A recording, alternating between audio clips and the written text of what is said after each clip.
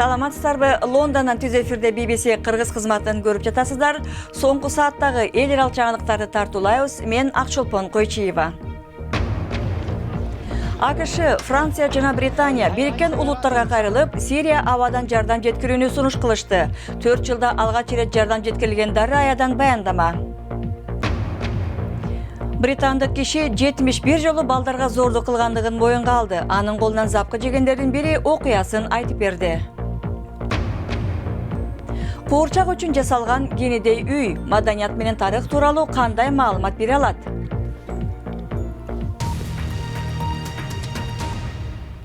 Бириккен Улуттар уюмунун коопсуздук кеңешине такай мүчө болгон 5 мамлекеттин үчөөсү Сириянын айрым аймактарына абадан жардам таштоо зарыл экендигин билдиришти. Сирияда 1,5 миллиондон ашуун адам курчоого алынган шаарларда камалып калган. 4 миллиондой киши жетүү кыйын болгон алыскы аймактарда. Эң катуу жабыркаган аймактардын биринде жардам ташыган конвой жеткендиги айтылууда. Сириядагы жарандык согушта жабыркаган шаарлардын бири Дарая калаасы. 4 жыл бою бул жерде өкмөттүк күчтөр курчап турган. Тургундар шаардан чыгып кете албайм, сырттан жардам алып барууга тыюу салынган дешүүдө. Шейшемби күнү 2012 жылдан бери биринчи жолу Дарая шаарына кирүүгө уруксат берилди.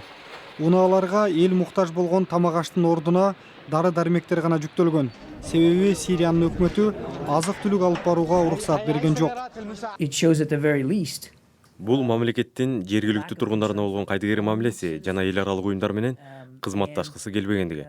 Бирок эл аралык уюмдар керектүү жардамдарды жеткирүүгө аракет кыла бермекчи. Шаарда тургундар ачарчылыктын азабын тартышууда. Видеону тартып алган активисттин айтуусунда, бул бир үй бүлөнүн күнүмдүк тамагы. Балдар болсо тамакты баткактан жасап гана кыялданышууда. Шаарда 3 жылдан бери электр жарыгы жок.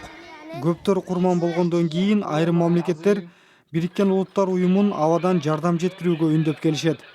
Орусия шейшемби күнү келген жардам жакшы жылыштан кабар берет деп белгиледи. Бирок жардам жеткирүүгө бут тосуулар болуп, гуманитардык кризисти кантип чечүү керек экени белгисиз бойдон. Британиядагы эң ырайымсыз педофил деп аталган киши 71 жолу балдарга зордук кылгандыгын моюнга алып, өмүр бою абакка кесилгени турат. 30 жаштагы Ричард Хакл Камбоджа менен Малайзияда саякаттап жүрүп, 6 айлык ымыркайдан тартып 12 жаштагы балдарды зордуктаган. Ричард Хакл Куала-Лумпур шаарындагы жакыр аймактарында турган кичинекей балдарды издеп тапкан. Ал балдарды көңүл ачуучу жайларга алып барып, тамак алып берип, ишенин ичине кирген. Бирок Хакл балдарды алдап, кичинекей кыздарга жакындап, аларды көп жылдар бою зордуктап келген. Ал мени кийимимди чечтирип видеого тартты. Мен ага апама үйгө кетким келет дегем. Мен эмне болуп жатканын түшүнгөн эмесмин. 3 эле жашта болчумун.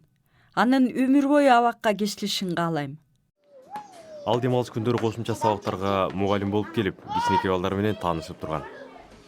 Хакл англис тили боюнча мугалим катары окуудан өткөн.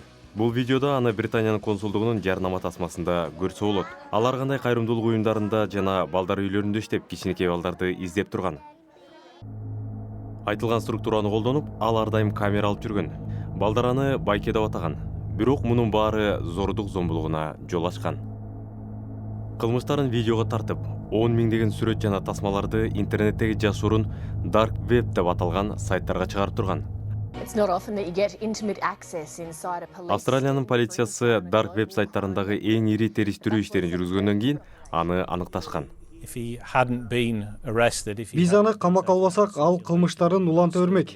Ал мүмкүнчүлүктү колунан кетирбеген адамдай сезилди. Демек, жаш баланы зордуктоого мүмкүнчүлүгү болсо, ал аны пайдаланмак. Хаклдын зомбулугуна дуушар болгон балдар жардам бергени келдим деген адамдын колунан жабыркашты. Ал жардам бергенин ордуна диний ишенимин колдонуп, жаш балдарды алдады.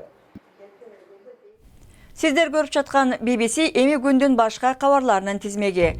Германиянын өкмөтү биринчи дүйнөлүк согуш учурунда Осман түрктөрү тарабынан армяндардын өлтүрүлүшүн геноцид деп тааныган резолюция кабыл алды.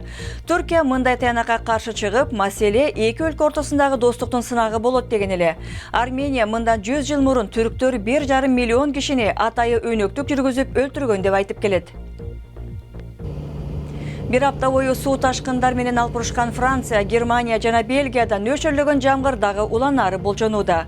Суу ташкындардан түндүк Европада 9 киши каза тапты. Айрым шаарларда көчөлөр суу астында калып, мектептер жабылган. Айрым тургундар үйлөрдүн үстүнө чыгып аман калган. Францияда эң катуу суу каптаган аймактардан миңдеген кишилер коопсуз жерге көчүрүлгөн.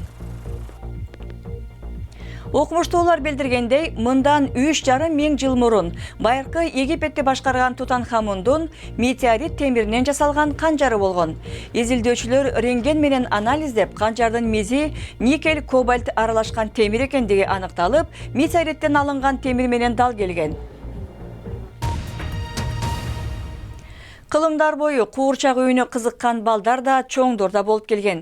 Куурчак үчүн жасалган үй адамдын кыялындагы үйүн элестетип турса керек. Бирок куурчак үйлөрү социалдык өзгөрүүдөн дагы кабар берип турган. Вашингтондо өткөн чакан аңгемелер аттуу көргөзмөдө куратор Алис Сейдж бул үйлөр жөнүндө кызыктуу окуяларды айтып берди. In the whole exhibition we have 2,000 tiny pieces. Көргөзмөдөгү куурчак үйлөрүндө 2000ге жакын майда экспонаттар бар. Small Stories is a new exhibition at the National Building Museum. Бул көргөзмө Вашингтон шаарындагы Улуттук курулуш музейинде өткөрүлүүдө. Ага Лондон шаарындагы Балалыкты музейинен 12 өзгөчө куурчак үйү алдырылды. Ал экспонаттар Британиядагы үйлөрдүн 300 жыл тарыхын чагылдырат. Бизде чакан имараттардан баштап килтейген короолору бар эбегейсиз чоң үйлөр да бар. Ошондой эле шаардагы көк тиреген батирлерден баштап айылдагы бир кабаттуу имараттар көрсөтүлөт. Куурчак үйлөрдүн бири 1830-40 жылдары жасалган. Анын ичин карасаңыз, куурчак үйүнүн кооздугун жана ар бир буюмга жасалган устачылыкты байкаса болот. Ал эми куурчактар да ар түстүү кооз көйнөктөрдү кийген. Алардын чаштары жасалгаланган жана куурчактардын бири кийген бут кийим өтө кичинекей болгондуктан ал ийне менен жасалган деп жоромолдойбуз. A lovely thing about dolls' houses is how it brings generations together. Куурчак үйлөрү ар башка муундун өкүлдөрүн бириктирет. Демек бул көргөзмөгө карылардан баштап азыркы муундагылар чогуу келип суктанып кетет. Куурчак үйлөрү адам баласынын фантазиясын өнүктүрөт. Көргөзмөгө келгендер бала чагын эстеп кеткени анык. Спорт жаңылыктарына кайрылалы. Евро 2016 чемпионаты башталар алдында бүгүн Англия менен Португалиянын командалары достук беттеш өткөрүшөт. Португалия курамында Рональдо ойнобойт экен, анын күчүн сактап жатышат. Англиянын тренери Рой Ходжсон бул оюнду уэльстик чабуулчу Гарет Бейлге каршы ойноо үчүн машыгуу иретинде пайдаланабыз дейт. 2 аптадан кийин Англия Уэльс менен беттешет. Барселона менен Аргентинанын жылдызы Лионел Месси сотторго өзүнүн финансы иштеринин тейлениши менен иши жок экендигин билдирди. Эсиңиздерге сала кетели, ал $5 миллионга жакын салык төлөөдөн качкан деп сот жообуна тартылууда. Ал атасына толук ишенерин билдирген. Мессинин акча маселесин тейлеген атасы дагы сотко тартылууда.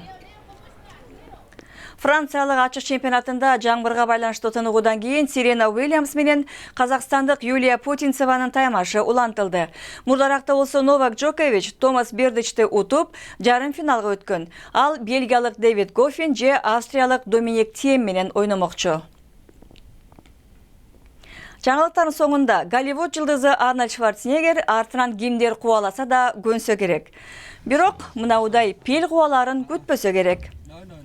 Шварценеггер Африкада джип менен жаратылышты аралап жүргөн кезинде бул пил жылдызды жакындан көрүп алайын десе керек.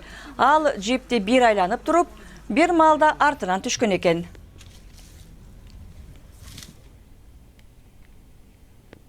Арнольд роботтор менен мушташат, пилдер менен кубалашат. Мен болсо сайтыбызды эсиңиздерге салам. Интернет барагыбызда башка кабарлар менен катар Түркия менен Орусия элдеше алабы деген макаланы окусаңыз болот. Биздин дарегибиз bbc-kyrgyz.com. Лондондогу командабыздын атынан берүүбүздү көргөнүңүздөр үчүн рахмат. Аны алып барган мен Акчолпон Койчиева. Эфирде кайрадан жолукканча саламатта болуңуздар.